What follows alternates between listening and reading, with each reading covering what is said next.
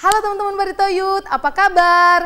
Jadi selama proses transisi PSBB menuju new normal, pemuda Barito akan mengadakan intimate worship online berbarengan dengan doa puasa selama bulan Juli jam 5 sore setiap hari Sabtu.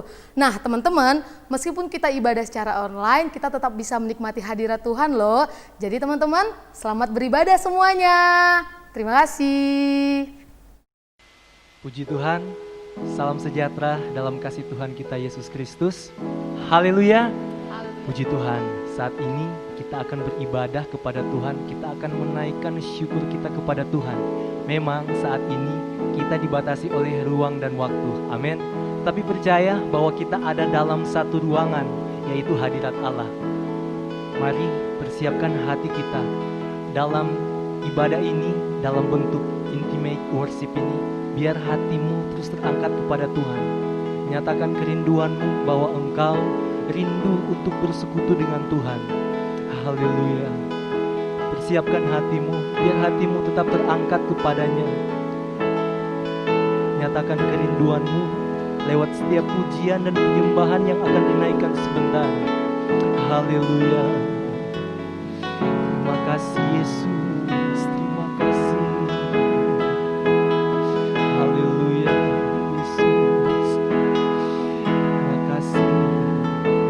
Bapa kekal dalam kerajaan sorga, saat ini kami rindu untuk menyenangkan akan hatimu. Tetapi kami rindu Tuhan, biar penyertaan-Mu nyata dalam kehidupan kami. Tuhan, pimpin ibadah kami Tuhan saat ini, dari awal, pertengahan, hingga boleh berakhir dengan baik. Tuhan, kami serahkan ibadah ini ke dalam tangan-Mu. Engkau melihat Tuhan kerinduan kami, Engkau melihat Tuhan isi hati kami. Kami rindu menaikkan syukur kami kepadamu Tuhan. Sebab tidak ada alasan bagi kami untuk tidak mengucap syukur. Karena kasih-Mu Tuhan terus melimpah atas kehidupan kami. Terima kasih Tuhan, terima kasih. Haleluya. Yesus Tuhan.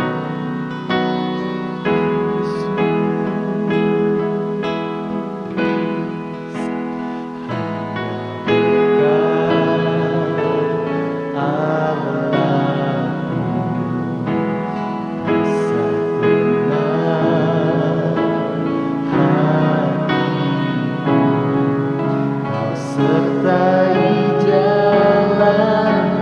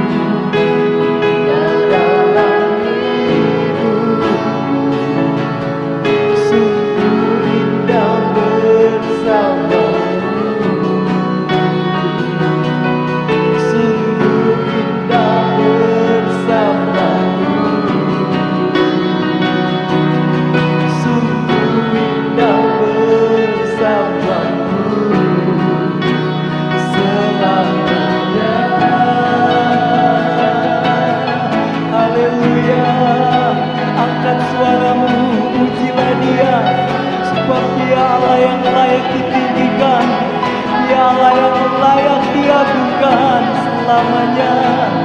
Haleluya. Kau tetap Allah kami yang kekal. Terima kasih Tuhan. Haleluya. Yesus, besar Engkau, dahsyat dan perkasa. Kami tinggikan, kami agungkan selamanya. Haleluya. Yesus,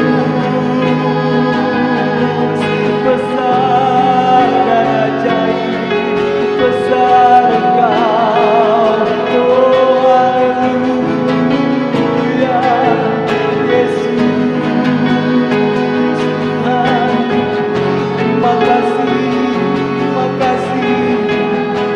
Yesus, Tuhan. Haleluya.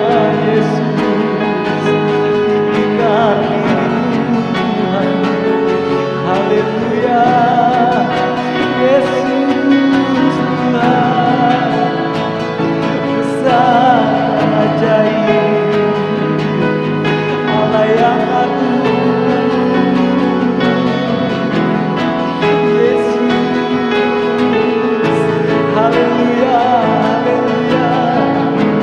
Kami tinggikan Engkau Tuhan. Engkau Allah yang besar selamanya, selamanya. Engkau Tuhan kami yang duduk di atas setiap pujian kami. Haleluya, haleluya, haleluya, haleluya, haleluya. Kudus, kuduslah Tuhan, selamanya Engkau Tuhan kami. Haleluya, haleluya, haleluya. Yesus, glory, glory, besar dan perkasa. Engkau Allah yang besar. Terima kasih Tuhan. Yesus, Tuhan. Haleluya. Yesus, Yesus Tuhan. Kami rindu hadirat-Mu Tuhan. Lawat setiap kami Tuhan, lawat setiap hati kami. Di dalam hadirat-Mu ada sukacita, di dalam hadirat-Mu ada pemulihan. Engkaulah segalanya bagi kami Tuhan. Yesus, Tuhan.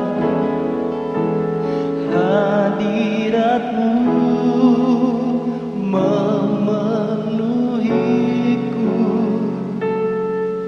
hadirat kudus-Mu penuhi bait-Mu, dan ku tersungkur menyembah-Mu. Biar ku nampak hanya kemuliaan-Mu. Hadirat-Mu memenuhiku, hadirat kudus-Mu penuhi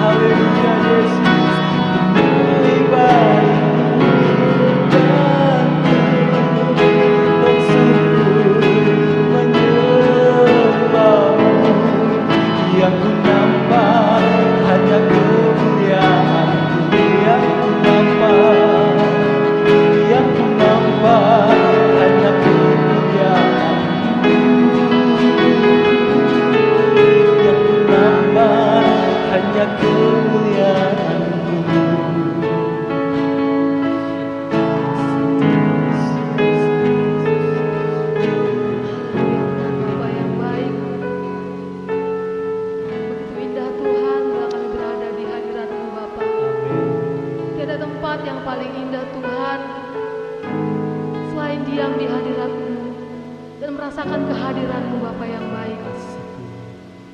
Inilah penyembahan pujian kami Bapa, menjadi pujian yang menyenangkan hati Tuhan.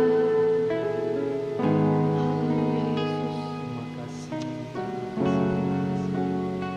Sebentar Tuhan, kami akan mendengarkan sebagian dari firman-Mu Bapa. Biarlah Tuhan Kau berbicara lewat bibir hamba-Mu Bapa.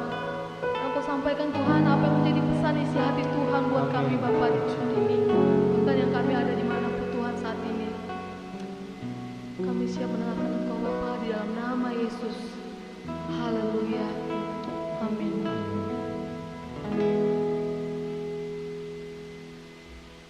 Halo, selamat sore, selamat malam, menjelang malam teman-teman pemuda Barito Youth. Apa kabar semuanya? Saya yakin dan percaya kita semuanya ada di dalam penyertaan yang daripada Tuhan. Tidak ada satupun yang terlewatkan oleh Tuhan, semua pasti disertai oleh Tuhan. Walaupun kondisi saat ini kita sedang dalam kondisi yang tidak baik, tetapi saya yakin dan percaya pasti ada perkenanan-perkenanan Tuhan yang Tuhan nyatakan di dalam kehidupan kita.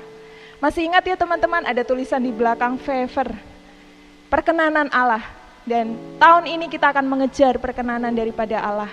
Bagaimana kita mengejar perkenanan Allah meskipun kondisi pandemi saat ini, tapi kita harus tetap fokus kepada visi daripada Tuhan.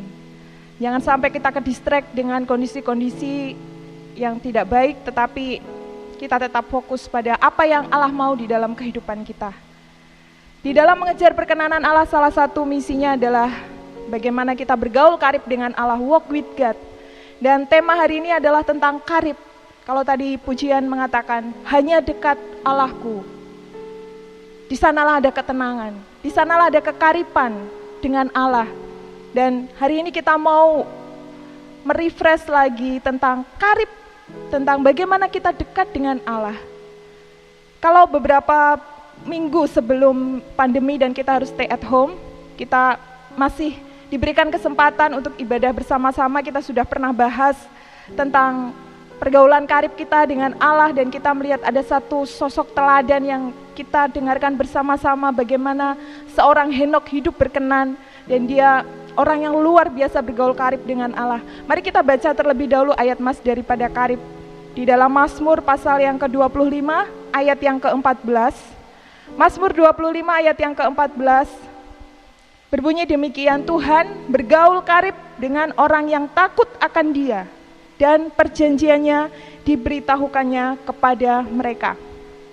Kalimat pertama, Tuhan bergaul karib bukan dengan orang yang sembarangan, bukan dengan orang yang biasa-biasa saja. Tetapi di sini disebutkan di dalam Mazmur, Tuhan bergaul karib dengan hanya kepada orang yang takut akan Dia. Orang yang karib pasti takut akan Allah. Karib dalam hari ini adalah karib dengan Allah. Pasti dia punya rasa takut akan Allah. Gak mungkin orang bisa karib dengan Allah tanpa dia punya rasa takut akan Allah. Karib di sini adalah sebuah hubungan teman-teman. Hubungan di mana harus terjalin antara kedua belah pihak. Antara kita dengan Tuhan dan Tuhan dengan kita. Karib juga berarti dekat, erat, ekat, satu dengan yang lain. Tidak bisa dari salah satu sisi, semua harus saling. Baik dari sisi kita ataupun dari sisi Tuhan. Kalau kita takut akan Dia, Tuhan pun akan bergaul karib dengan kita sebagai anak-anaknya. Kalau teman-teman masih ingat, kita pernah membahas kitab Henok di dalam Kejadian. Henok adalah salah satu daripada keturunan Adam, keturunan ke-7. Tetapi dia orang yang sungguh-sungguh mencari Allah, dan bahkan dia menjadi salah satu saksi iman di dalam Ibrani. Henok menjadi orang yang luar biasa, disebut berkenan di hati Allah karena dia bergaul karib sungguh-sungguh mencari Allah. Dia bukan orang yang sembarangan teman-teman, dan bahkan 300 tahun dia habiskan hidupnya untuk bergaul karib dengan Allah. Luar biasa.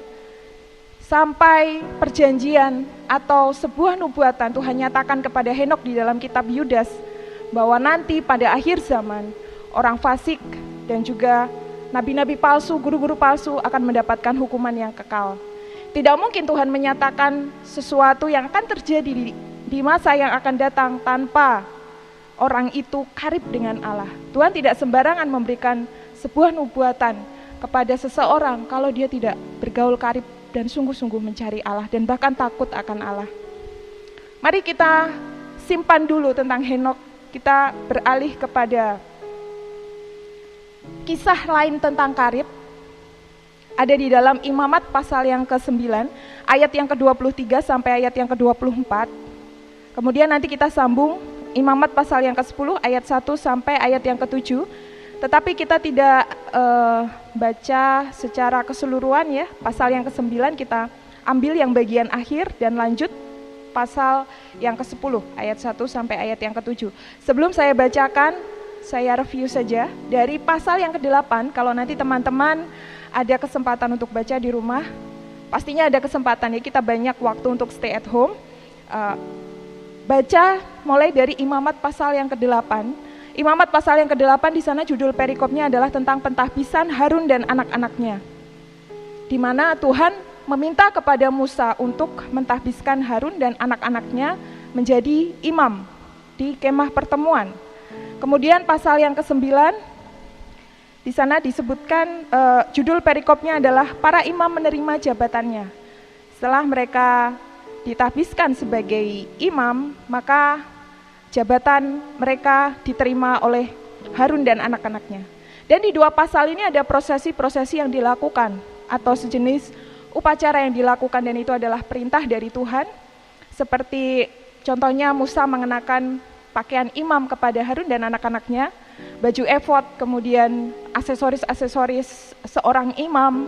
Di sana disebutkan di pasal yang ke-8 ada serban untuk kepala mereka, itu sebagai penutup di kepala, kemudian dikenakan juga Urim dan Tumim atau penutup dada dan sebagainya. Juga ada minyak urapan yang nantinya akan menguduskan Harun dan juga anak-anaknya.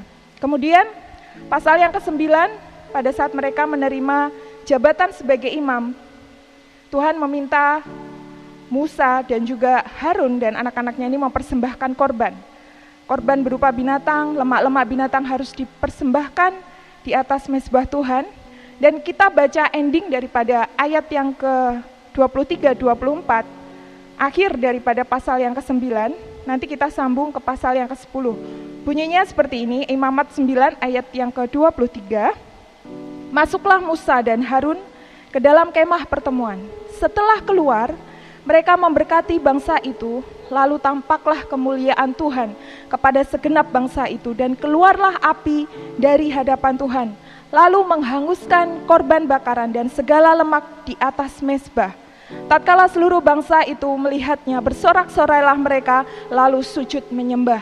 Jadi pada saat prosesi-prosesi itu terjadi, akhir daripada pasal tersebut dikatakan Musa dan Harun memasuki kemah pertemuan, kemudian mereka keluar lagi lalu memberkati bangsa itu, dan kemuliaan dan kekudusan Allah dilihat oleh bangsa tersebut. Dan Allah dengan apinya membakar mezbah yang ada, yang sudah dikorbankan pada saat itu, dan bersorak-sorailah bangsa itu melihat segala kemuliaan Tuhan. Lalu proses itu belum berhenti, masih menyambung di pasal yang ke-10 ayat 1 sampai ayat yang ke-7. Di situ judul perikopnya tentang kematian Nadab dan Abihu. Apa hubungannya dengan karib? Ada satu ayat nanti yang mengatakan tentang karib, teman-teman. Kita baca di dalam ayat yang 1 sampai ayat yang ke-7.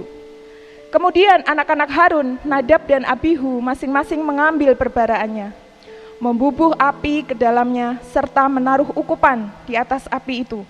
Dengan demikian mereka mempersembahkan ke hadapan Tuhan api yang asing yang tidak diperintahkannya kepada mereka. Jadi ada perbaraan yang harus dibawa oleh Nadab dan Abihu. Nadab dan Abihu ini adalah anak-anak daripada Harun. Mereka mengambil perbaraan lalu menaruhkan ukupan atau sejenis dupa ya ke atas perbaraan itu, tetapi itu tidak diperintahkan oleh Allah. Mereka nambahin sendiri, teman-teman. Dan disebut di sini adalah api asing. Api yang tidak diperintahkan oleh Allah. Api yang sesuai dengan kehendak mereka sendiri, bukan kehendak Tuhan. Dan pada saat itu peraturan daripada Allah itu saklek. Apa akibatnya pada saat mereka melanggar aturan-aturan itu? Ayat yang kedua, Maka keluarlah api dari hadapan Tuhan, lalu menghanguskan keduanya, sehingga mati di hadapan Tuhan. Saat itu juga nyawa mereka tercabut, karena mereka sudah menambahkan api asing pada saat mereka mempersembahkan mezbah di hadapan Tuhan. Seolah-olah pada ayat yang kedua ini Allah kejam, tetapi inilah sebuah bentuk ketegasan Allah terhadap dosa. Kita tidak bisa menambahi aturan Allah, kita tidak bisa menambahi firman, teman-teman. Firman yang teman-teman baca setiap hari ini adalah ya dan amin. Firman yang sudah tertulis, tidak bisa ditambahi, tidak bisa dikurangi. Jangan coba-coba kita menambahi apa yang Tuhan perintahkan di sini. Kalau tidak, kita akan bernasib sama seperti Nadab dan Abihu. Kemudian ayat yang ketiga. Nah, ini yang kita perlu garis bawahi tentang kata karib. Berkatalah Musa kepada Harun, inilah yang difirmankan Tuhan kepada orang yang karib, kepada orang yang dekat, kepada orang yang ehad, kepada orang yang bersahabat. Kepadaku, kunya adalah besar, ku nyatakan kekudusanku, dan di muka seluruh bangsa itu akan kuperlihatkan kemuliaanku. Kalau teman-teman flashback tadi di ayat yang ke-23 sampai 24 ketika Musa dan Harun keluar dari kemah pertemuan, saat itulah Allah menyatakan kekudusan dan kemuliaannya. Di situ kita melihat bahwa berarti Musa dan Harun ini adalah orang yang karib dengan Allah. Mereka mau mematuhi aturan-aturan Allah. Mereka bukan hanya mengikuti apa yang Tuhan lakukan, tapi ada sebuah hati yang taat. Sehingga Allah pun berlaku sesuai dengan apa yang mereka lakukan. Dia menyatakan kekudusannya dan bahkan kemuliaannya, dan bangsa Israel bersorak-sorai melihat hal itu. Kemudian pada saat Musa mengatakan hal itu, di kalimat terakhir daripada ayat yang ketiga, dan Harun berdiam diri. Mungkin saat itu Harun termenung, kenapa terjadi seperti ini, dan dia jadi tahu bahwa ya kalau melanggar perintah daripada Tuhan, akibatnya adalah seperti kedua anaknya yang mati. Kemudian ayat yang keempat, kemudian Musa memanggil Misael dan Elsafan anak-anak Uziel, paman Harun, lalu berkatalah ia kepada mereka, datang kemari, angkatlah saudara-saudaramu ini dari depan tempat kudus keluar perkemahan. Mereka datang dan mengangkat mayat keduanya, masih berpakaian kemeja, keluar perkemahan, seperti yang dikatakan Musa. Kemudian berkatalah Musa kepada Harun dan kepada Eleazar dan Itamar. Anak Harun itu ada 4, yaitu Nadab dan Abihu yang sudah mati oleh api Tuhan, dan yang masih hidup adalah Eleazar dan Itamar. Musa ini orang yang sangat peka dengan suara Tuhan, tentu tahu aturan-aturan Tuhan seperti apa, bahkan pernah disebutkan bahwa dia bertemu muka dengan Tuhan. Dia tahu harus bagaimana. Oleh karena itu, untuk mencegah supaya Harun dan juga kedua anaknya yang masih hidup tidak ikut mati, maka segera Musa ini mengatakan sesuatu kepada mereka. Apa yang dikatakan? Janganlah kamu berkabung dan janganlah kamu berduka cita supaya jangan kamu mati. Dan jangan Tuhan memurkai segenap umat ini, tetapi saudara-saudaramu, yaitu seluruh bangsa Israel, merekalah yang harus menangis karena api yang dinyalakan Tuhan itu. Janganlah kamu pergi dari depan kemah pintu pertemuan, supaya jangan kamu mati, karena minyak urapan Tuhan ada di atasmu. Mereka melakukan sesuai dengan perkataan Musa. Ayat yang ke-6 dan ayat yang ke-7, dengan saklek Musa memerintahkan kepada Harun dan kedua anaknya yang masih hidup, Eleazar dan Itamar, untuk tidak berkabung, tidak boleh berduka cita. Bayangkan bagaimana perasaan Harun sebagai seorang ayah pada saat itu, teman-teman. Dan juga saudara-saudaranya. Mereka ini keluarga inti, tapi tidak boleh berduka cita, bahkan berkabung. Kemudian keluar dari pintu kemah pertemuan mungkin untuk menguburkan anak mereka yang sudah mati, saudara mereka yang sudah mati pun nggak boleh. Kenapa? Karena kalau mereka melanggar itu, mereka akan mati, dan akhirnya apa? Ya kalau mati mereka ya nggak jadi imam. Karena minyak urapan daripada Tuhan masih di atas kepala mereka, dan minyak urapan itu menguduskan hidup mereka. Apa yang kita dapat daripada ayat-ayat ini, teman-teman, tentang pergaulan karib kita dengan Allah? Pada saat kita bergaul karib dengan Allah, seperti program kita saat ini ya, kita ada intimate worship. Kita coba ya 1 bulan ini teman-teman untuk kita mencoba intim dengan Tuhan, karib dengan Tuhan. 3 bulan kita tidak bisa beribadah bersama-sama di tempat ini, tetapi Tuhan pasti kasih cara-cara lain untuk kita berusaha untuk membangun keintiman dengan Tuhan. Tentu di rumah kita banyak waktu untuk menjaga keintiman kita dengan Allah. Kita banyak stay at home, kita banyak menyembah Tuhan. Kita akan coba untuk kita berdoa bersama-sama dengan beberapa pelayan, walaupun juga teman-teman bisa mengikuti ini secara online. Saya yakin dan percaya bahwa tidak ada jarak di dalam hadirat Allah. Walaupun kita terpisah di dalam tempat, tetapi saya yakin tetap ada hadirat Allah yang melingkupi kehidupan kita. Dan kita mau mencoba karib dengan Allah. Dari ayat-ayat yang sudah kita baca ini, kita mengambil sebuah pelajaran bahwa pada saat kita masuk ke dalam hadirat Allah, untuk kita bergaul karib dengan Dia, mempersembahkan mezbah di hadapan Tuhan, jaga kekudusan teman-teman. Jaga kekudusan aturan Allah, kemudian jangan bawa api asing. Sebenarnya apa sih api asing ini? Api asing itu bisa macam-macam ya. Sebagai contohnya adalah sesuatu yang kadang-kadang ada di dalam keinginan dan kehendak kita sendiri pada saat kita masuk dalam sebuah penyembahan. Mungkin di sana, mungkin ini contoh-contoh simpel. Ada kesombongan-kesombongan pribadi. Oh iya, saya bisa main musik. Pasti permainan musik saya oke. Saya bisa nyanyi, pasti suara saya bagus. Ada sebuah kesombongan di sana, bukan untuk menyembah Tuhan, tetapi kita hilangkan itu teman-teman. Jangan bawa yang asing-asing yang tidak berkenan di hadapan Tuhan, sehingga pada akhirnya binasa seperti Nadab dan Abihu. Atau mungkin contoh-contoh lain, mungkin ada kehendak-kehendak pribadi, atau ketidakkudusan pada saat kita masuk ke dalam hadirat Allah. Ada dosa-dosa yang enggak benar yang belum kita bereskan teman-teman. Jangan bawa api asing itu pada saat kita masuk ke dalam hadirat Allah. Di dalam kekudusan, kalau kita menjaga kekudusan Allah, saya yakin dan percaya itu yang berkenan di hadapan Tuhan. Oleh karena itu, mari mulai saat ini kita berusaha untuk bergaul karib dengan Allah, karena itulah yang berkenan di hadapan Dia. Tuhan yang akan memberikan kita sebuah kekuatan bagaimana kita semakin akrab dengan Allah. Jadilah anak muda Barito Youth yang semakin dekat dengan Allah. Kita tentu punya banyak waktu untuk menyembah Tuhan.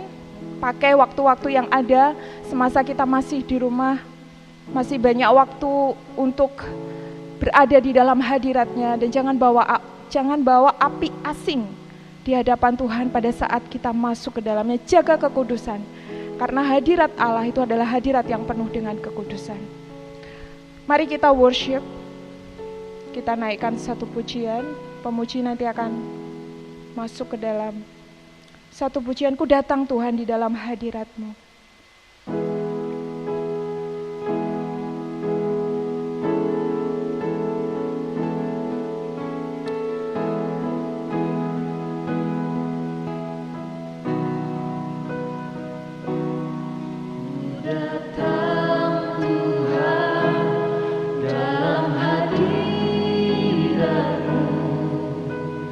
Berhiaskan kekudusan.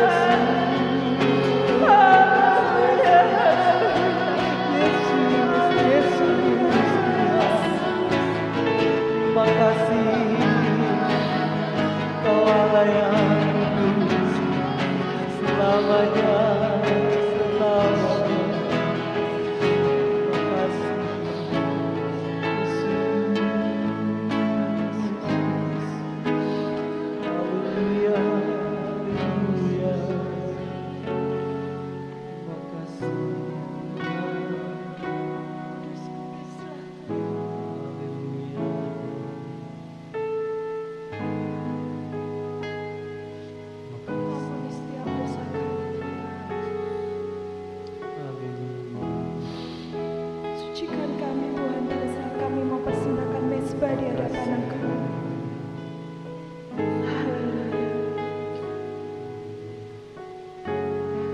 Naikkan kudus-kuduslah Tuhan. Kudus, kuduslah, kuduslah Tuhan, Allah semesta alam. Kudus, kuduslah, kuduslah Tuhan, surga bumi menyembah. Kudus, kuduslah, kuduslah Tuhan, Allah semesta alam. Kudus, kuduslah, kuduslah Tuhan, surga bumi menyembah. Surga bumi menyembah. Surga bumi menyembah. Kami mengucap syukur Tuhan pada sore menjelang malam hari ini.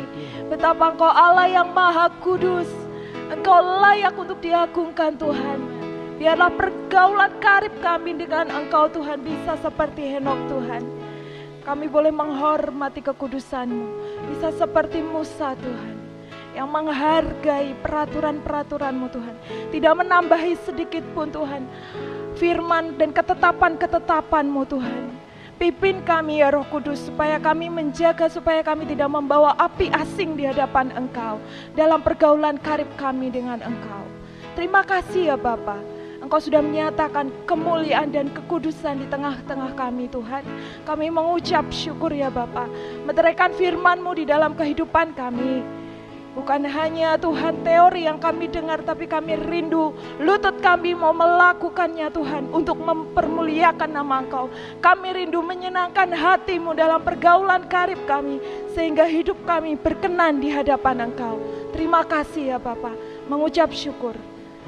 Sebentar kami mau menutup Tuhan, intimate worship pada sore malam hari ini. Biarlah Engkau akan memberkati setiap pemuda yang ada, pelayan-pelayan Tuhan yang sudah terlibat, pemusik, pemuji Tuhan, sound system, kameramen, videografer, semuanya Tuhan kami serahkan semua di dalam tangan Engkau. Kami yakin dan percaya Tuhan akan senantiasa memberkati anak-anak yang mau bekerja keras untuk kemuliaan nama Engkau. Terima kasih Tuhan. Tak ada satupun pemuda yang tidak diberkati oleh Engkau. Tak ada satupun pemuda Tuhan yang enyah dari hadapan Engkau, karena kami mau belajar hidup berkenan di hadapan-Mu Tuhan. Bagi teman-teman kami yang sedang menyaksikan online saat ini Tuhan dan ikut di dalam penyembahan, kami yakin Engkau pun akan menjamah mereka. Engkau akan memberkati kehidupan mereka, pekerjaan mereka, sekolah mereka, kuliah mereka, keluarga mereka Tuhan. Kami yakin setiap langkah kaki mereka, mereka mau hidup senantiasa berkenan di hadapan Engkau. Terima kasih Tuhan buat kekaripan pada malam hari ini. Mengucap syukur akan kebaikan-Mu. Di dalam nama Tuhan Yesus Kristus, kami tutup intimate worship malam hari ini. Haleluya.